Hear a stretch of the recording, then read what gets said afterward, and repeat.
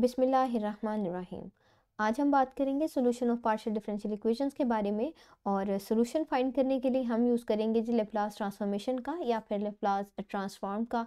जो हम initial boundary value problem solve करेंगे वो फर्स्ट ऑर्डर है, क्योंकि इसमें involve PDE first order PDE है। इनिशियल कंडीशन गिवन है जो कि नॉन होमोजीनियस है। इसके अलावा बाउंड्री कंडीशन गिवन है जो कि होमोजीनियस है, और इस कंडीशन को बाउंडेडनेस कंडीशन भी कहते हैं। जब इस तरह की कंडीशन गिवन हो तो ये भी कहा जा सकता है कि bounded solution of the initial boundary value problem find करें।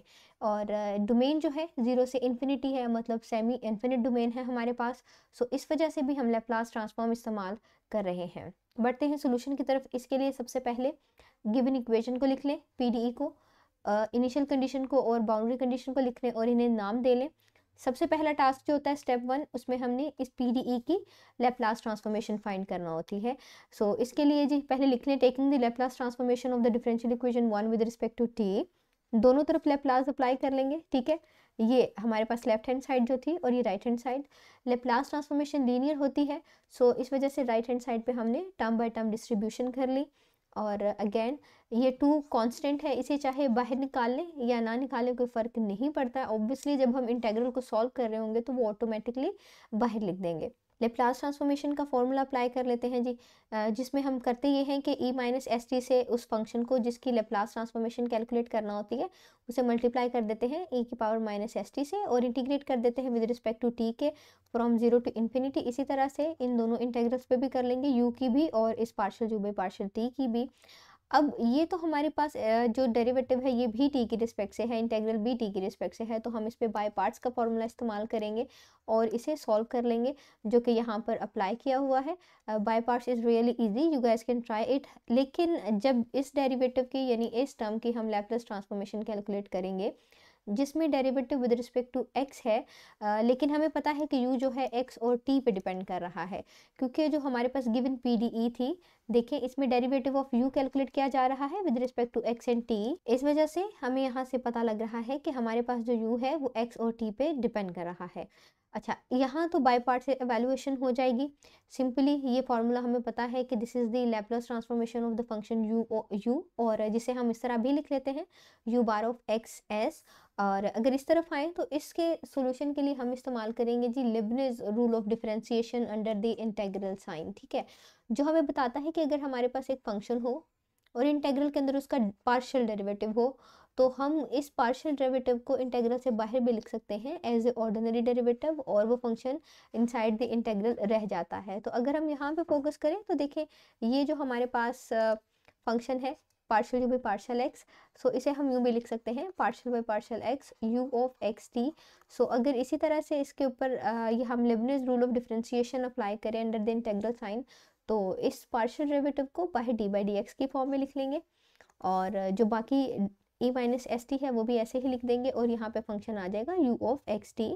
और ये जो हमारे पास इंटीग्रल है, obviously this is the Laplace transformation of the function u of x t, d over d x as it is लिख लेंगे। 2 यहाँ पे आ गया, ये अपर लिमिट अप्लाई करेंगे तो 0 आ जाएगा, क्योंकि हमें पता है कि जब limit t approaches to infinity हो और e minus s t u of x t लिखा हुआ हो तो ये 0 को अप्रोच कर जाता है। लोअर लिमिट सब्स्टिट्यूट करेंगे, माइनस आ गया, लोअर लिमिट सब्स्टिट्यूट कर दी और एज इट इज़। और ये अगेन ये जो इंटीग्रल है हमारे पास ये Laplace transformation of u of x t है, ये u bar of x s addition में आ गया। अब इसे लिख लेंगे, हमें पता है कि Laplace transformation of u of x t is equal to u bar of x s, लिख दिया और सिंप्लीफिकेशन हो गई। e की पावर में 0 है, ये 1 हो जाएगा, ये यहाँ पे लिख लिया, और ये u ऑफ एक्स 0, ये भी u bar of x s equals to के लिख लेंगे, फिर plus u bar of x s हो गया।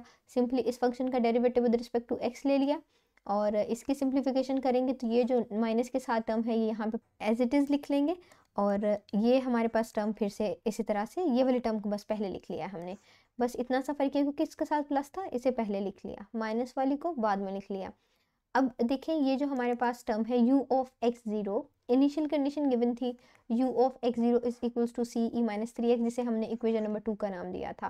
सो सिंपली इसकी वैल्यू हम यहाँ पे सब्सटीट्यूट कर लेंगे इस यहाँ पे देखें, और बाकी सारी की सारी टर्म एज इट इज़ आ जाएंगी, और जब सिंप्लीफिकेशन करेंगे तो इसको यूँ लिख सकते हैं। तो u बार इन दोनों में से कॉमन लेंगे तो बच जाएगा 2s प्लस 1, और ये वाली टर्म एज इट इज़ लिख दी। अब ये हमारे पास जी एक ओडीई बनने जा रही है। ओडीई बनाने के लिए यू डिपेंडेंट वेरिएबल है, तो यू वाली टर्म दोनों एक तरफ लिख लेंगे, ये वाली टर्म इस तरफ ले आएंगे तो ये माइनस में आ जाएगी और ये राइट हैंड साइड पे रहेगी। इसे इक्वेशन नंबर 4 का नाम दे देंगे। ये हमारे पास ये first order linear differential equation है। सो इसे सॉल्व करने के लिए ऑब्वियसली लीनियर डिफरेंशियल इक्वेशन को आपने ऑर्डिनरी डिफरेंशियल इक्वेशन में पढ़ा होगा कि इंटीग्रेटिंग फैक्टर फाइंड करना होता है, ठीक है। सो ये लीनियर डिफरेंशियल इक्वेशन है फर्स्ट ऑर्डर, ये उसकी फॉर्म लिखी हुई है और इंटीग्रेटिंग फैक्टर फाइंड करने के लिए पी ऑफ एक्स को आइडेंटिफाई करना ज़रूरी है। इस आप इक्वेशन को देखें तो पी ऑफ एक्स यहाँ पे ये वाली टर्म है जो यू बार के साथ लिखी हुई है, देखें ना ये वाली। सो ये माइनस के साथ यहाँ पे लिख लेंगे की पावर में और उसको इंटीग्रेट करके सॉल्व करेंगे तो हमारे पास ये इंटीग्रेटिंग फैक्टर आ जाएगा। इसको जो हमारे पास इक्वेशन नंबर 4 है इसके दोनों तरफ मल्टीप्लाई कर देना है। देखें ये u bar by d x, इसके साथ भी मल्टीप्लाई कर लिया, इस सेकेंड टर्म के साथ भी मल्टीप्लाई कर लिया और इस थर्ड टर्म के साथ भी मल्टीप्लाई कर लिया। सिंप्लीफिकेशन ले लेंगे। इस टर्म पे गौर करें तो ये product rule of differentiation apply की गई थी इन दोनों के ऊपर। पहले ये टर्म एज इट इज़ और इसका डेरिवेटिव जो यहाँ पे है माइनस, फिर इस टर्म का डेरिवेटिव एक्सपोनेंशियल का और यू वाली टर्म एज इट इज़। तो हमने उसको जैसे हम प्रोडक्ट रूल ऑफ डिफरेंशिएशन इस्तेमाल करके ओपन करते हैं डिफरेंशिएशन, हमने इसको क्लोज कर लिया है, ठीक है। ये यहाँ पे ये लिख दिया। ये साइड इसी तरह से बस इनकी पावर्स को ऐड कर लिया है। बहुत आसान सिंप्लीफिकेशन से आप अप्लाई कर सकते हैं। अब दोनों साइड्स को x की रिस्पेक्ट से इंटीग्रेट करना है, तो इस तरफ को जब x की रिस्पेक्ट से इंटीग्रेट करेंगे तो ये डिफरेंशियल्स तो कैंसिल आउट हो जाएंगे। सो हमारे पास ये दोनों टर्म्स बच जाएंगी और इस तरफ से भी अगर इसकी सिंप्लीफिकेशन करेंगे तो इसकी सिंप्लीफिकेशन में ये इंटीग्रेशन आ जाएगी। ये यहाँ पे कांस्टेंट ऑफ इंटीग्रेशन ऐड हुआ है s का, क्योंकि हम यहाँ पे पार्शियल इंटीग्रेशन इस्तेमाल कर रहे हैं। पार्शियल इंटीग्रेशन में होता यूँ है कि जब हम एक वेरिएबल की रिस्पेक्ट से इंटीग्रेट करते हैं तो constant function of integration add किया जाता है दूसरे इंडिपेंडेंट वेरिएबल का। हमारे पास u बार जो है वो x और s पे डिपेंड कर रहा है।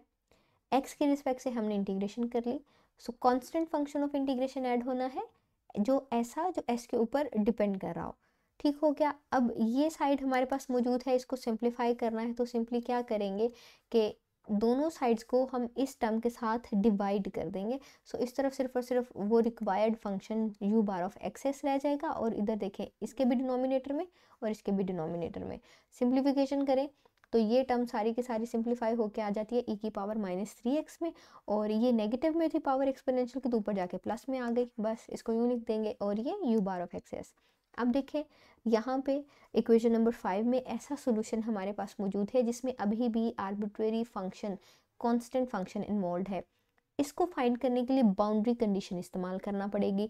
बाउंड्री कंडीशन जो ऐसे गिवन थी इक्वेशन नंबर 3 में, limit x approaches to infinity u of xt is equals to 0।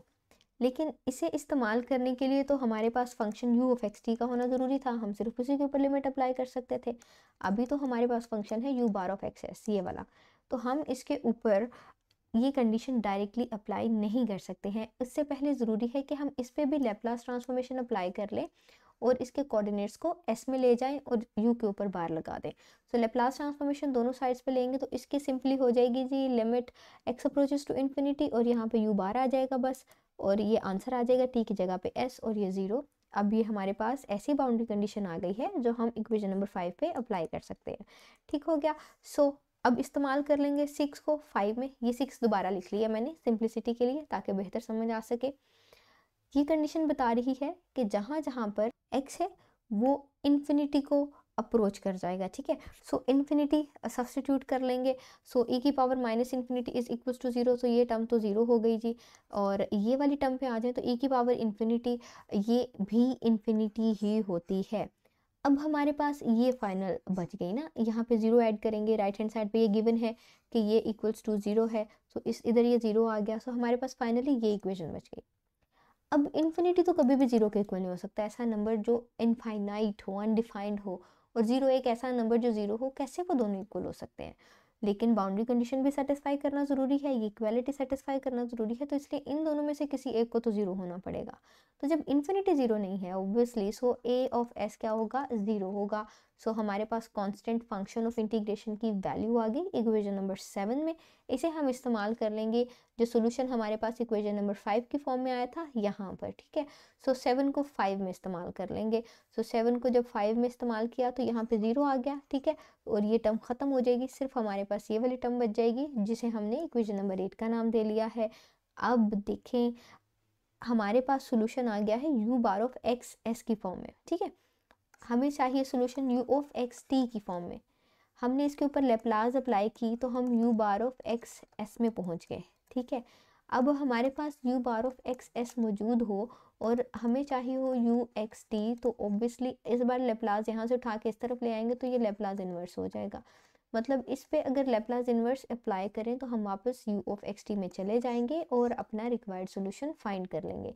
So inverse Laplace transformation ले लेते हैं इक्वेशन नंबर 8 की, क्योंकि इसमें हमने इनिशियल कंडीशन भी इस्तेमाल कर ली हुई है, बाउंड्री कंडीशन भी इस्तेमाल कर ली हुई है। सो ये हमारा सिंप्लीफाइड सोल्यूशन है। दोनों तरफ लेप्लास इन्वर्स अप्लाई कर देंगे, ठीक है। अब लेप्लास इन्वर्स ऑब्वियसली हम अप्लाई करेंगे विद रिस्पेक्ट टू एस के। टी से एस में गए थे जब लेप्लास ली थी, लेप्लास इन्वर्स लेंगे, सो एस से टी में जाएंगे, ठीक है। सो एस की रिस्पेक्ट से ले रहे हैं तो एक्स वाला function as a constant treat करेंगे, उसे बाहर लिख दिया। हमें पता है, अगर आपको याद हो, कि लेप्लास इन्वर्स जब एक्सपोनेंशियल फंक्शन की हम फाइंड करते हैं e पावर ए टी, तो वो होता है 1/s माइनस ए, और a पर कंडीशन होती है कि वो 0 से बड़ा हो। सो हमारे पास यहाँ पे गिवन है 1/s प्लस 2, इसको यूँ लिख सकते हैं s माइनस माइनस 2। तो मतलब ये है कि अब a की जगह पे हम लिखेंगे -2, तो यहाँ पे आ जाएगी जी इस टर्म की inverse Laplace transformation e minus 2t। Simply आपने लैप्लास ट्रांसफॉर्मेशन याद करना है, फिर जब इन्वर्स की बारी आती है तो आपको आसानी से समझ आ जाती है कि हम अब वापस कैसे जाएंगे। सो इसकी लैप्लास इन्वर्स ट्रांसफॉर्मेशन होगी e माइनस 2t, इसके साथ लिख लें ये टर्म एज इट इज़, और ये जो हमारी लैप्लास ट्रांसफॉर्मेशन आई थी दोनों को मल्टीप्लाई कर लें, पावर्स ऐड हो जाएंगी, दैट्स इट। या फिर इसको इस तरह से भी लिखा जा सकता है, t वाली टर्म पहले लिख लें और x वाली बाद में लिख लें। So this is today's the example of Laplace transformation that we used to solve in first order initial boundary value problem, और boundedness condition भी इस्तेमाल की हमने, और it was really easy. For more interesting videos, stick to the channel and learn more and more.